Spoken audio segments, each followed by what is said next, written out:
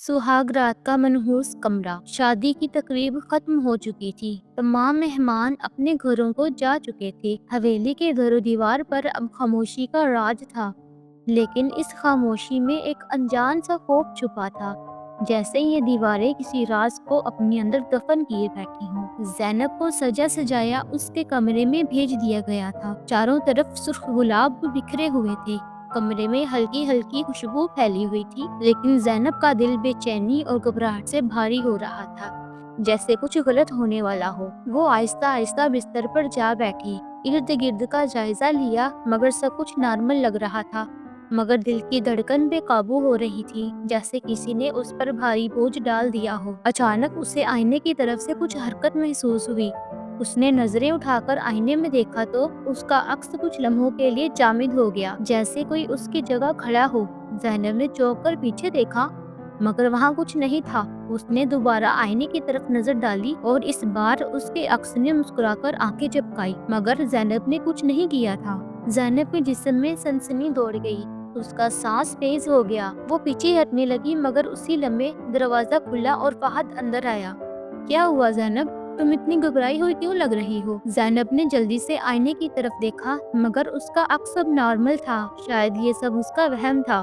फहद ने मुस्कुराकर दरवाजा बंद किया और उसकी तरफ बढ़ा। ज़ैनब, ये हमारी जिंदगी की सबसे खूबसूरत रात है। ज़ैनब ने सर झुका लिया, लेकिन उसकी घबराहट खत्म नहीं हुई थी। अचानक कमरे में रोशनी तेजी से झपकने लगी और फिर एकदम सब कुछ अंधेरे में डूब गया। तुमने मेरी जगह ले ली? ज़ैनब का दिल दहल गया। ये आवाज़ जानी पहचानी थी, मगर किसकी? अंधेरे में साया हरकत कर रहा था। फहद ने हाथ बढ़ाकर ज़ैनब का हाथ पकड़ना चाहा, मगर उसके हाथ कुछ और ही छूने लगे, ठंडे, नम और सड़े हुए हाथ। ज़ैनब! फहद चीख उठा और पीछे हट गया। अचानक कमरे में सुर्ख रोशनी फैल गई, जैसे खून हर जगह बह रहा हो। दीवारों पर साए दौड़ने लगे और फर्श पर दरारें पड़ने लगी, जैसे कोई चीज नीचे से बाहर निकलना चाह रही हो। ज़ैनब ने खौफजदा होकर देखा। फर्श पर खून आहिस्ता आहिस्ता इकट्ठा होकर एक इंसानी शक्ल में ढलने लगा। वो शक्ल धीरे धीरे वाजिया होने लगी। वो एक औरत थी, ज़ैनब की बहन नाइला। नाइला की आंखें खाली गड्ढों की मानिंद थी। उसके होंठों से स्याह मादा बह रहा था और उसके हाथों की उंगलियां नुकीली और खून में तर थी। तुमने मेरी जगह ले ली? नहीं नायला, ये तुम नहीं हो, तुम मर चुकी हो, ज़ैनब ने लड़ती हुई आवाज में कहा। नायला हंसी, मगर उसकी हंसी इंसानी नहीं थी।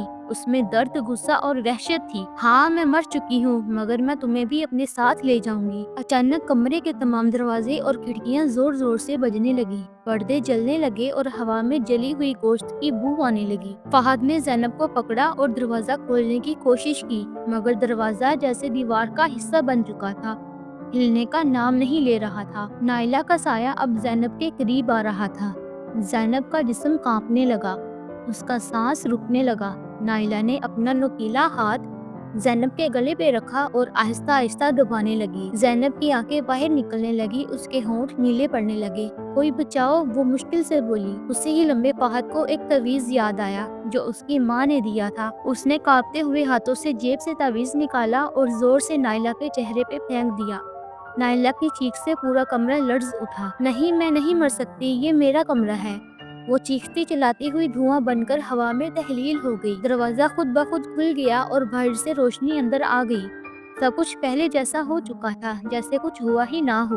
फहद और ज़ैनब जमीन पर गिरे हुए थे, उनके जिस्म पसीने में भीग चुके थे। फहद, वो चली गई ना? ज़ैनब ने खौफजदा होकर पूछा। फहद ने ज़ैनब को तसल्ली दी। हाँ, वो खत्म हो चुकी है, मगर आईने में कुछ और ही दिखाई दे रहा था। नाइला अब भी वहाँ मौजूद थी और वो मुस्कुरा रही थी। यह भी खत्म नहीं हुआ, ये एक नई शुरुआत थी। ज़ैनब और फहद के दिलों में खौफ की लहर दौड़ गई थी, मगर वो खुद को तसल्ली दे रहे थे कि नाइला का साया खत्म हो चुका है। मगर वो नहीं जानते थे कि खौफनाक कहानियाँ इतनी जल्दी से खत्म नहीं होती।